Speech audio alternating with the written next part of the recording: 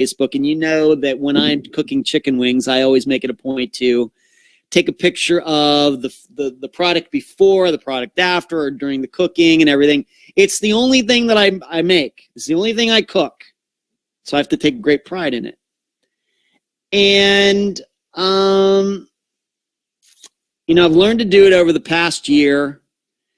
And I do fry them. These are not, baked or anything like that. These are fried. I go get the oil. I put it in the pot.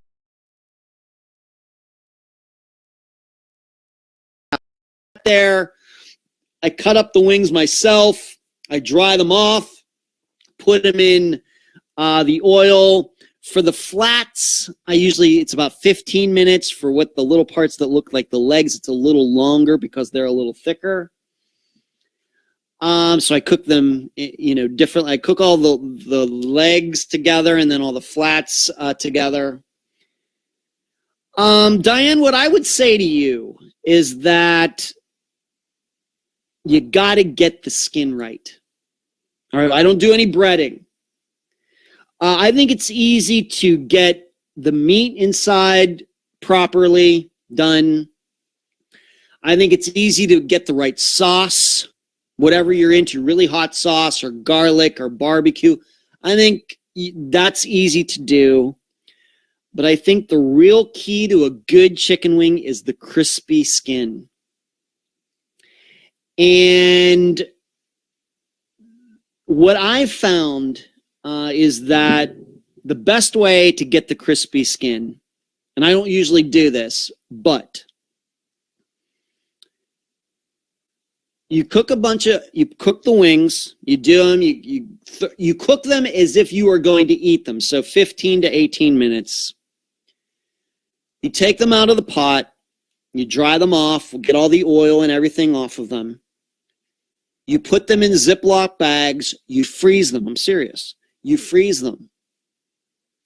And then next day or whenever you're ready to eat them, you take them out and you once again pour the oil, get it up to 360 degrees, but you don't, of course, keep them in for 15 to 18 minutes anymore. You only keep the chicken wings in there for about 4 minutes. So it's real fast. Get up to 360, throw the wings maybe 8 or 9 at a time in there for about 4 minutes. You take them out, dry them off. And so it's kind of like double frying them.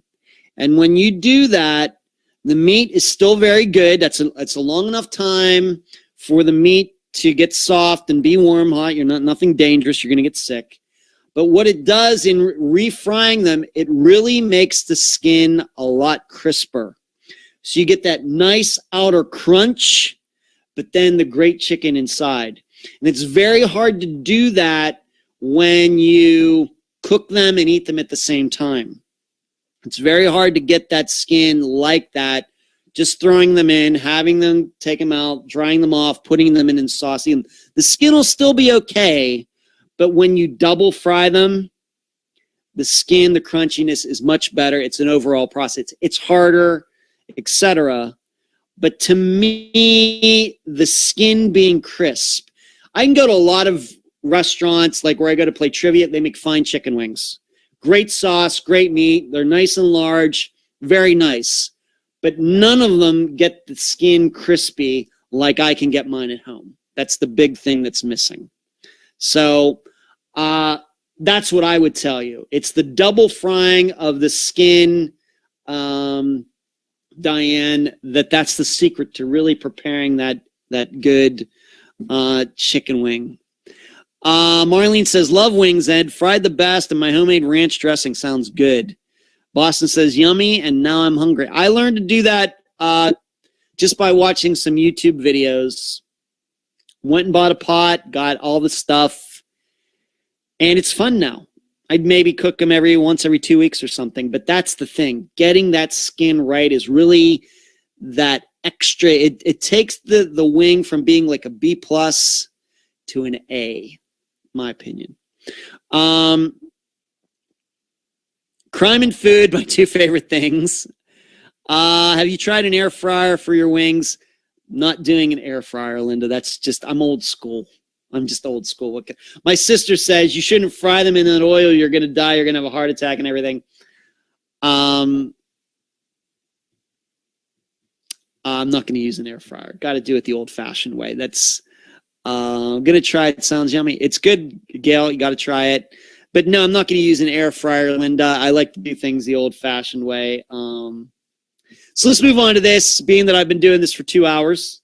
This Friday, the disappearance of Julianne Jaillet, Jaillet. She disappeared somewhere around June 1st of 1985 from Bellevue, Washington. Her daughter, Tamara McAdams, is the guest. She did a great interview. We did the interview on Sunday. And the episode's title is Miles Away. And the reason is this. Julianne was married. She was living with a guy. His name is Ian. They had been married for about 4 or 5 months, but they had known each other for quite a while. And she lost touch with her family. Her family hadn't heard from her in a while. And on June 11th of 1985, they finally reached Ian, and he said they got into a fight and she left. Common story, right? I was just talking about Angela Green, Marion Hurley, Rosemary Rapp, and many others, these women who have disappeared and under similar circumstances. The guy says, I don't know. She just walked off. Well, in Julianne's, what makes this unique in a way, and the reason it's called Miles Away, is because on June 14th, so 3 days after her family got in touch with her husband, 3 days after that, her purse with stuff in it was found on the 22nd or 26th floor of the MGM Hotel in Reno, Nevada, which is almost 12 hours away from where Julianne lived. Nobody ever reported seeing Julianne there. Nobody reported Ian's being there. There was no records of anybody that Julianne knew staying at the hotel, but that's where her purse ended up. And whoever worked there ended up shipping this purse back to Julianne's family by looking in her purse and seeing her ID, and her ID still had her old address on it. So that's how the purse got back into the hands of her family, and the police eventually took possession of that purse, and seemingly all these years later, they still have it.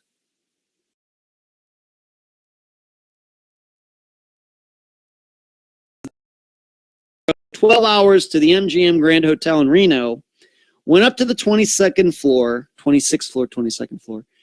put the purse there, like on a table or something, like by the elevator, went back downstairs, got back in the car, and drove back to Bellevue, Washington." That's what we are being asked to believe, whether you believe that or not. And that's why this episode is being called Miles Away, because the biggest piece of evidence in Julianne's disappearance is her purse, which was discovered miles away. So once again, Julianne Jaillet, Jaillet, disappeared from Bellevue, Washington, somewhere around June 1st of 1985. Her daughter, Tamara McAdams, is the guest. The episode is called Miles Away. A lot of people leaving, got to go to bed. Charlotte, Boston. Charlotte, good night, Charlotte, everyone. Okay. Well, I'm going to be getting out of here too. So what did we do tonight? We talked about disc golf, of course. Always got to talk about that. Talked about the Loki TV series on Disney+. It's pretty good. Continuing to manage my weight, manage my diet. I'm looking pretty good. Starting to listen to all the old Led Zeppelin albums again. Do not forget my friend Suzanne's show, Suzanne's Saturday Night Scares on Amazon Prime. Give it a nice review, please. Engelbert Poll Season 2, Volume 2 book is now out on Amazon. Dr. Telesco, Nico Lisi, Jody Husentrut. University Talks that are trying to line up. Marge asked a fantastic question about posters getting ripped down, talked about this plane being found from 1965, took questions from Jill, Ryan, Elena, Linda, and Diane, and then finished it up with this Friday's episode, The Disappearance of Julianne Jaillet. That's all I got. I did this without Cherie